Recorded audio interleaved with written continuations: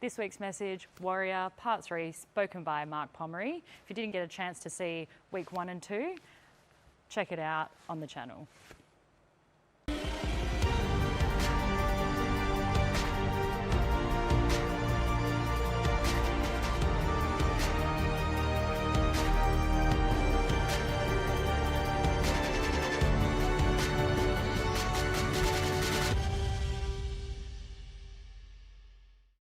Well, hey there, Elevate family. Great to have you with us today. As we continue through the series that we've launched right at the start of 2022, a brand new year, a series that we've called Warrior. And it's our hope, our prayer, and we're certainly trusting God for you individually, and then for us together as Elevate Church, that this is going to be a year where we fight and win to take new ground, to take hold of the promises that God's given us, maybe given us last year, maybe He's going to give us this year, but certainly to fight, to take new ground, to move forward. And we started this, and it's really looking at the life and the leadership of Joshua in a time where Joshua had just taken over the leadership from Moses. Moses had just died, and God called Joshua, next man up, to lead the nation and to lead them into the land that God had promised them. But in order for them to enter that land that God had promised them, to take a hold of that promise, they had to learn what it meant to become warriors, not just journeyers, but fighters, and fighters that were going to win and take the victory that God had promised them. So week 1, we looked at the importance of courage, that God said to Joshua repeatedly to be strong and courageous. Last week, we looked at the need for preparation, that no warrior, no effective warrior, or you can't be an effective warrior unless you learn to prepare well. Today, I want to look at another P word, and it's the importance of perseverance. Now, full disclosure, today's message is actually a close cousin of a message I preached last year. And the reason for that is, first of all, it was a message on perseverance. And second of all, it was a message that I based around this very exact same slice of history for Joshua and the Israelites. So, I couldn't get too far away from it because what I preached about then, I still hold very firmly today. But I do hope and that we will, in drilling into this a bit further today, that we'll be able to discover more truth and learn more and be further inspired from the life and leadership of Joshua. Now, you've probably noticed that in our current culture, we've moved away from patience and perseverance as an intrinsic value, and we've moved towards instant gratification. If things don't happen within a time frame and an increasingly truncated time frame, we tend to give up, to quit, and to move on to the next thing. We talk about instant streaming versus having to wait till 7:30 p.m. for the program to start every week. We want to be able to just push and have the thing play. Let me look at it from a slightly different point of view. In the days where we used to go out of the house and drive to the video store and rent a video or a DVD, I wonder how many of you that lived through that era, when you got home, you put the movie on that you'd selected, and it wasn't really doing it for you. After about 5-10 minutes, it wasn't really grabbing you, but you pushed through and you watched it till the end and you didn't enjoy it, but you wanted to get your money's worth and you wanted to get your time's worth because you'd put an hour in to the hunt and gather mission and you'd thrown down $5-10. And yet how many of you today have ever been 5 minutes into a streaming movie and it wasn't doing it for you and you just shut it down and looked for the next thing? Because we want this instant gratification. And it's actually changed the way our brains are wired. It's actually changed our expectations, which is okay when it comes to streaming movies. It's okay when it comes to maybe a short turnaround time in your online grocery delivery. But it becomes problematic when we take that same expectation of instant gratification and apply that to God's promises, because God doesn't always work to the same timelines that we might prefer him to. And so it's vital that we develop perseverance. And I often say that anything worth building takes time. And also not just time, but anything worth building is actually worth fighting for. You know, I did a quick internet search this week. I typed in successful businesses that almost went bankrupt. And there's a bunch of listicles, but here's some of the key businesses that turn up on all of those listicles. Heard of any of these? FedEx, Lego, Apple, BMW, the Walt Disney Company, Tesla. You know, those companies all at some point in their history nearly went bankrupt, and yet they persevered. Well, then I went on and typed in an internet search, successful people that survived bankruptcy. And some of the usual suspects on all of those listicles included Abraham Lincoln, Henry Ford, and Walt Disney.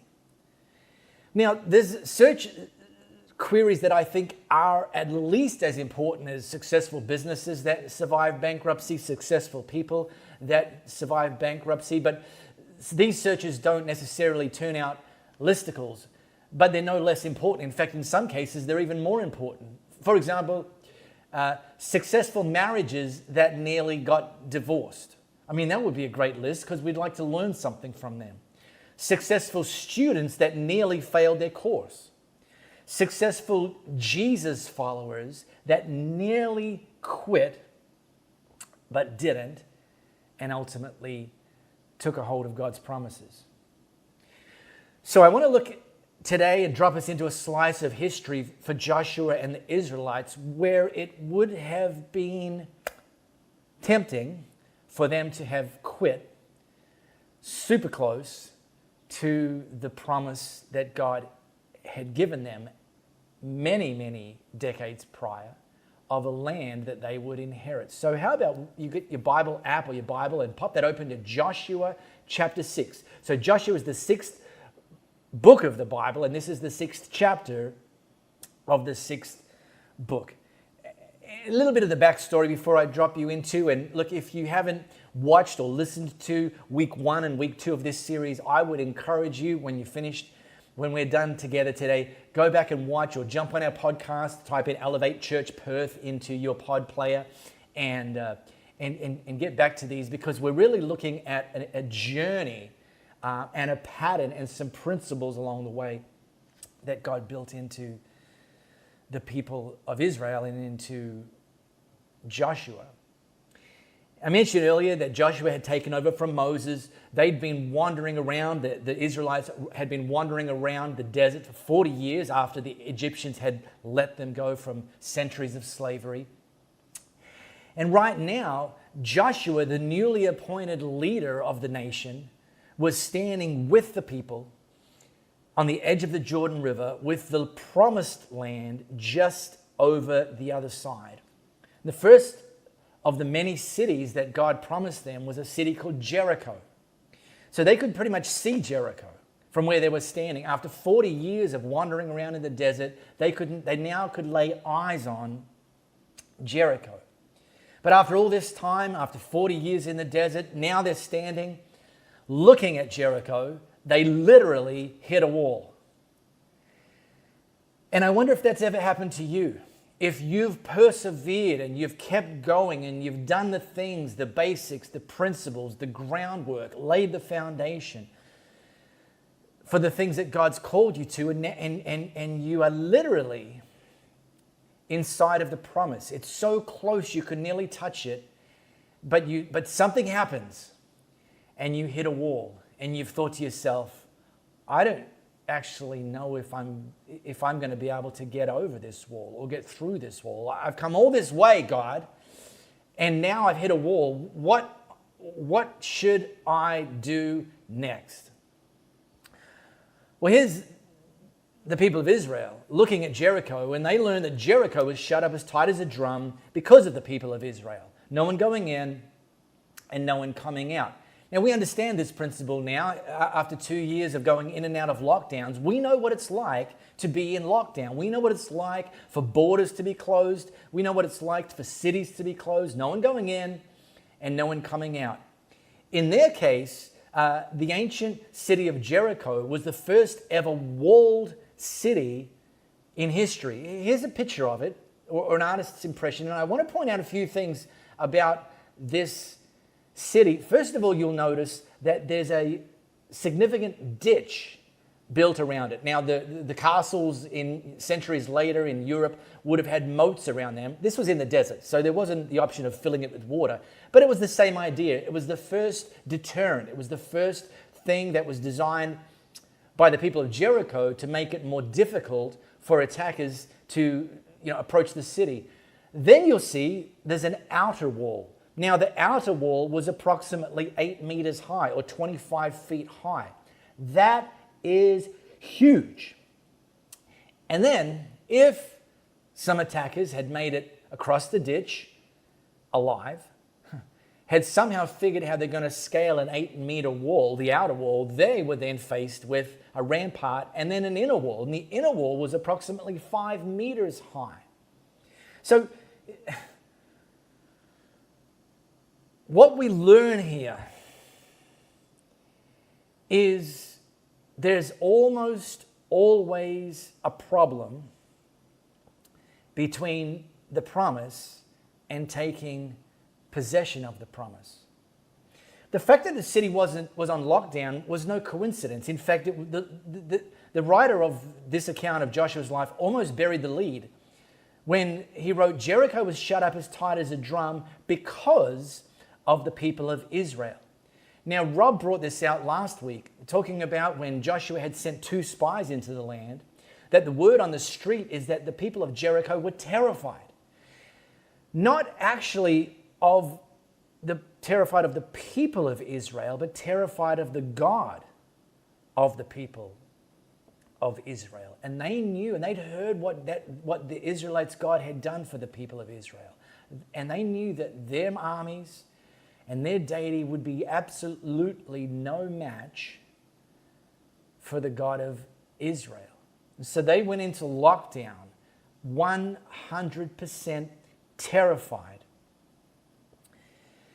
One of the things that we can wrongly conclude when we come up against obstacles is we can conclude that they're in our way to kind of harm us or to put us off. But the reality is that they're actually often put up by the devil because he knows what will happen if we get through them. He knows what us and our God are capable of, and he wants to shut that down. He knows what you're going to be capable of if and when you get healed of that disease that's been hampering you. That you'll be a better father, a better mother, a better spouse, a better parent, a better friend, a better boss, a better colleague, a better worker, because you're not dragging this health issue around with you. The devil knows what you're going to be capable of if you can get financially free between being buried by debt and moving into the promise of God's financial freedom. He knows what your giving could look like. He knows what your financial peace could look like. He knows what your legacy building could look like. And so he tries to put walls up, obstacles, problems, because he wants to discourage us in the hope that we'll quit and that we'll never experience the promises of God. But the obstacles aren't a sign that you're not getting in.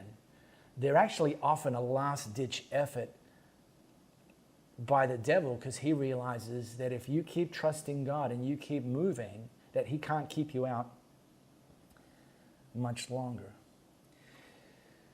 But here we are.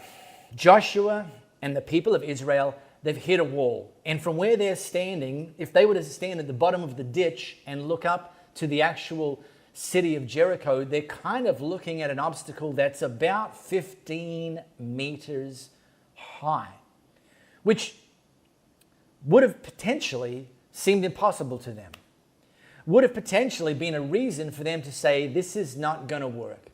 We've come all this way, and at the very last minute, at the very last part of the journey, it's not going to happen. And they could have potentially considered quitting.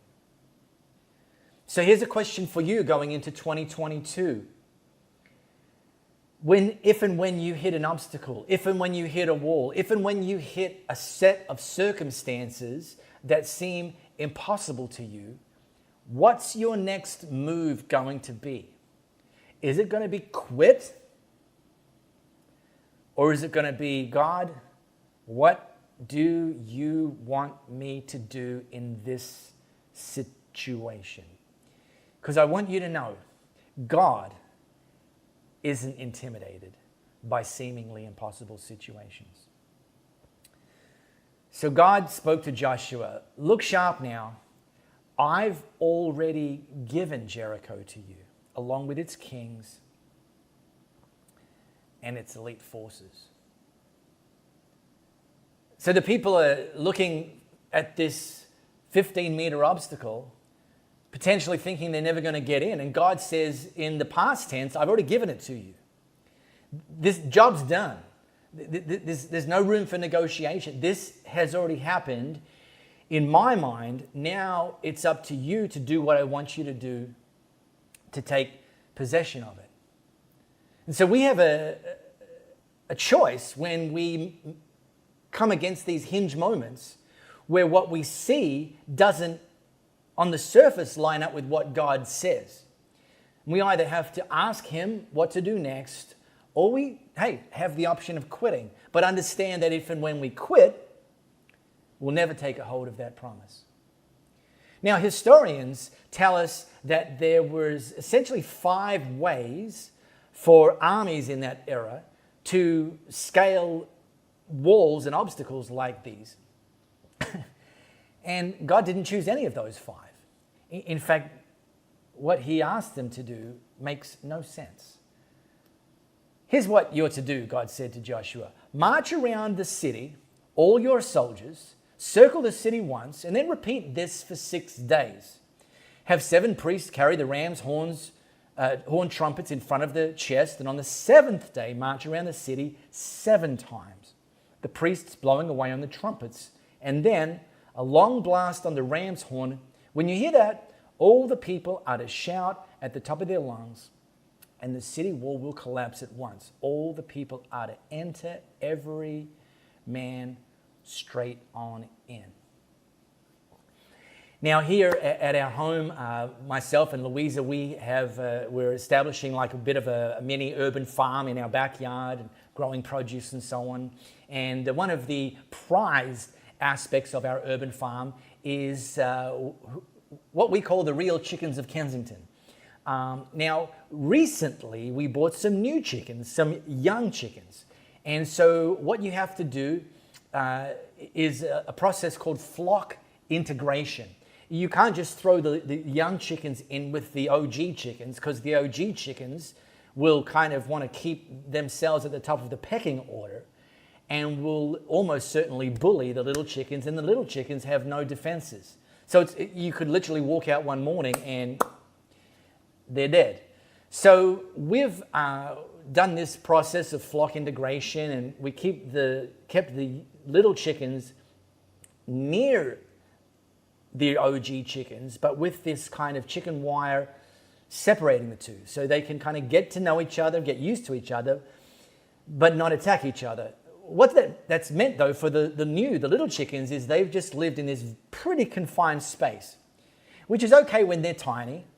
But last week, we bit the bullet and we removed that separation. And it was hilarious. These little chickens who have only ever in their lifetime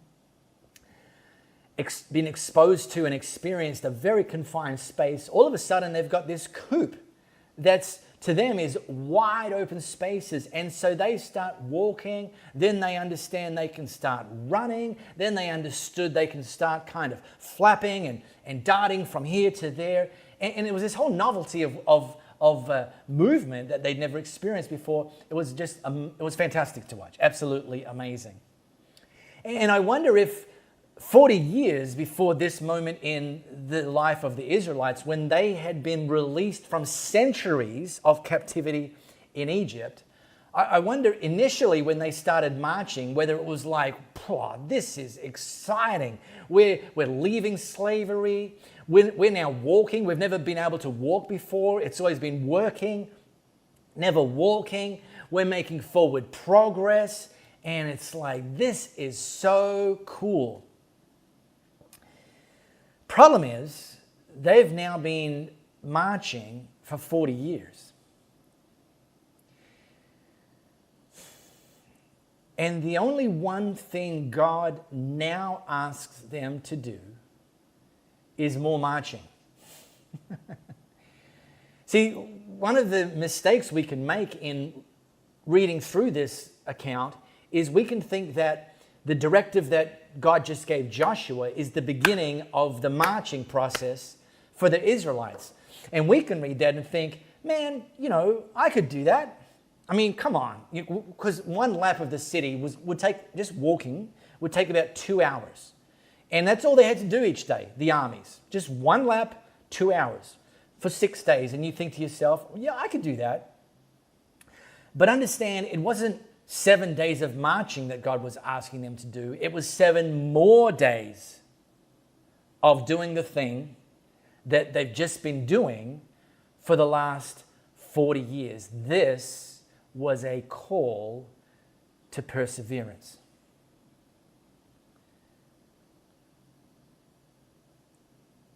And there's a key buried in here. That often the pathway to God's promises is to keep doing the fundamentals well. Keep showing up on a Sunday to our live experience. Keep showing up on our online experience. Keep showing up. Put this at the top of your list, not third, fourth, because you've got better offers. Keep praying. Keep reading God's word. Keep serving. Keep giving. All of these things, whether they're glamorous or not, are the fundamentals that God will build on to see you and I move in and take a hold of his promises. See, God's actually more interested in developing our character than maintaining our comfort. And so the nation of Israel, after marching for 40 years, they're now camped. It's like, finally we can stop marching and maybe now we can start fighting. And God says, no fighting, more marching. What about you in July? What about you in September?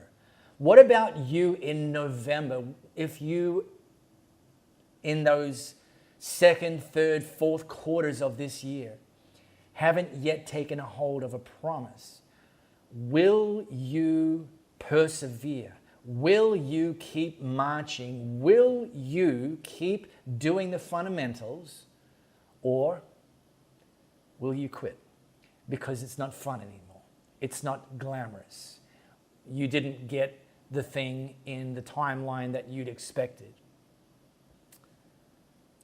Well, Joshua had given orders to the people. Don't shout. In fact, he said to them, don't even speak, not so much as a whisper until you hear me say, shout. Which seemed like an odd thing to say on the surface, but here's the takeaway. When the commentary inside your head or the inbound commentary from people in your sphere doesn't line up with God's promises, you've got a choice to make. Am I going to listen to the contrary commentary, or am I going to pay more attention to God's promises? You might be saying to yourself, or someone might be saying to you, it didn't happen for you in 2021, so what makes you think 2022 is going to be any different? Well, the first marriage ended up in divorce, so, what makes you think this is going to be better second time around? You weren't actually that great at your job, and now you've launched a business, How in the world do you think that's going to work? Sometimes the best thing you can do when the commentary doesn't line up with God's promises is shut up and march. So Joshua sent the chest of God on its way around the city. It circled once, came back to camp, and stayed for the night. And on the second day, they again circled the city once and returned to camp. And they did this for 6 days. 6 days. They're marching and nothing's moving. Persevere or quit. You've been going to counseling with your spouse and it seems like nothing's improving. Keep persevering or quit. You've been paying down debt and it seems that the debt isn't budging. Keep persevering or quit. You're praying for your kids to come back to an active relationship with Jesus, and yet they're showing no interest whatsoever. Keep persevering or quit. Well, the important thing for us in these seasons, when it seems like we're walking but God's not working, is that we have to learn to walk by faith and not by sight. To trust that God's working while we're walking. Well, when the seventh day come, they got up early and marched around the city the same way, but 7 times in this case. It's like more marching. Yes, this day they circled the city 7 times. On the 7th time around, the priests blew the trumpets, and Joshua signaled the people, "Shout, God has given you the city." Well, the priests blew the trumpets, and when the people heard the blast of the trumpets, they gave a thunderclap shout. And the wall fell at once. The 15-meter wall fell at once. And the people rushed straight into the city and took it. So here's 2 final takeaways from this slice of their history. First, it wasn't their marching that caused the walls to fall, it was their obedience. See, the outcome is God's responsibility. Obedience is our responsibility. And the second takeaway is they didn't stop on 6. They didn't stop after the 6th lap. They didn't stop even on day 7 after 6 laps. On day 7, they did 7 days, and on day 7, they did 7 laps. They didn't stop on 6. So this year in March, when you feel like quitting, this year in July when you feel like quitting, this year in September where what you've been doing doesn't seem to be working, when you hit November and the walls are still up, the obstacles still in the way, I want you to persevere, not quit. Quitting is not an option in 2022.